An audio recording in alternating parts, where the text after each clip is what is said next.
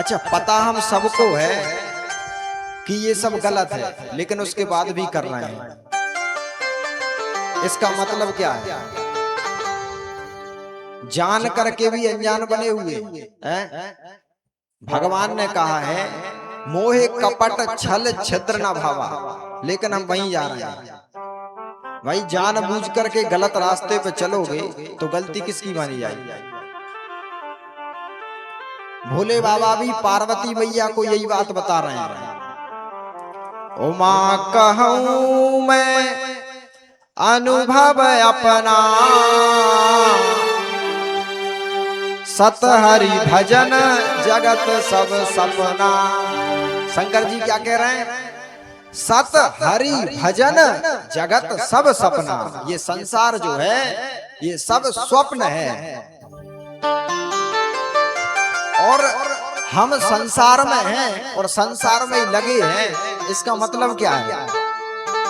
हम सब सपने में ही लगे हैं। अच्छा, सपना हमें आता कब है?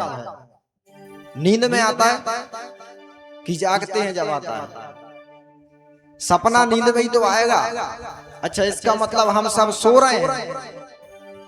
भाई स्वप्न यदि हमें आ रहा है और स्वप्न में हम जी रहे हैं, इसका मतलब है कि हम सब सो रहे हैं। कैसे सो रहे हैं? बोले मोहन सा सब सोवनिहारा, और देखहि स्वप्न अनेक प्रकारा। सब के सब महाराज मोह की निद्रा में सो रहे हैं। अनेक प्रकार के सपने देख रहे हैं।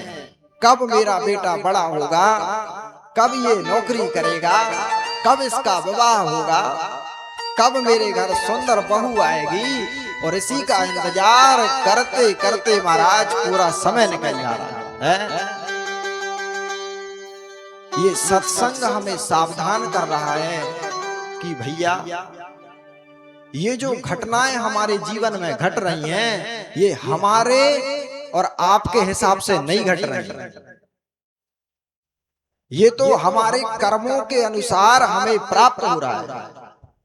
एक व्यक्ति वो है जिसके पास पैसा नहीं है लेकिन वो बहुत सुखी है।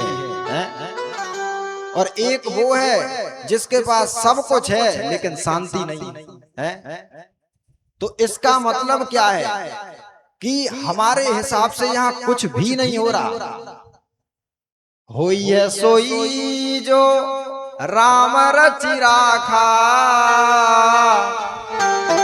और को कर तरक बढ़ावे शाखा। अरे जब हमारे बस में कुछ है ही नहीं तो फिजूल की चिंता करने से फायदा क्या है? देखो, जब जीवन में पुण्य कर्म होगा तो सब कुछ अच्छा ही अच्छा होगा, ये बात पक्की मानना। और हम सब विगत 6 दिनों से उस परम धन को इकट्ठा करने में लगे। ये संसार से हट के ये जो 2-3 घंटे हम सत्संग कर रहे हैं, यही वो धन है हमारे पास। देखो, राम जी को वनवास हुआ, लेकिन राम जी के पास जो है सत्संग का पुण्य कर्म का बैलेंस बना था, इसलिए जंगल तो वो गए, लेकिन जंगल में भी महाराज वानरों का सहयोग उन्हें मिल गया। सेवा करने वाले सेवक उन्हें मिल गए और जंगल में भी उन्हें भरपूर सुख शांति मिली। और दूसरी तरफ अगर देखा जाए तो दूसरी तरफ रावण भी है। सारी सुख सुविधाएं हैं, देवता जिसके बंधन में बंधे हुए हैं, लेकिन इसके बाद भी जब पुण्य का पैसा बैंक से खत्म हो गया तो अपने सगे भैया ने भी छोड़ दिया है। विभीषण जी छोड़ के चले गए कि नहीं? तो इसका मतलब क्या है कि जो पुण्य कर्म है वही हमें पत्नी पुत्र परिवार के रूप में प्राप्त हो रहे हैं, और उन्हीं के हिसाब से उनके द्वारा सुख और दुख हमें मिल रहा है प्यारे। इसलिए बार बार आपको कहते हैं कि भैया अधिक से अधिक भगवान का नाम स्मरण करते चलो, क्योंकि ये संसार है, ये तो ऐसे ही चलता रहेगा। संसार का नाम ही क्या है? बोले संसार सागर है। संसार का अर्थ होता है संसरति इति संसारा, जो सनई सनई सरकता चला जाए वही तो संसार है।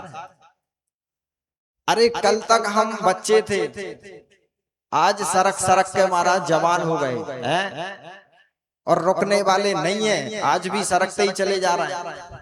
बहुत से हम सब के बीच में सरक सरक के बुढ़े है गए, और अभी भी रुकने वाले नहीं हो, धीरे धीरे यहीं से सरक जाओगे हैं। तो इसलिए सरकते तो हम हैं और सरक रहे हैं, तो अच्छे से ही सरक लो भैया। तो देवराज इंद्र को भी पद का अभिमान हो गया कि हम स्वर्ग के देवता बन गए, अब तो हम पूजे जाएंगे हैं। तो भगवान समझ गए कि इंद्र को अभिमान आ गया, तो जहां अभिमान आया वहां पतन निश्चित है। भगवान ने इंद्र का पूजन बंद करा दिया। सब ब्रजवासियों ने कल धूमधाम से जो है गिरिराज गोवर्धन का पूजन किया।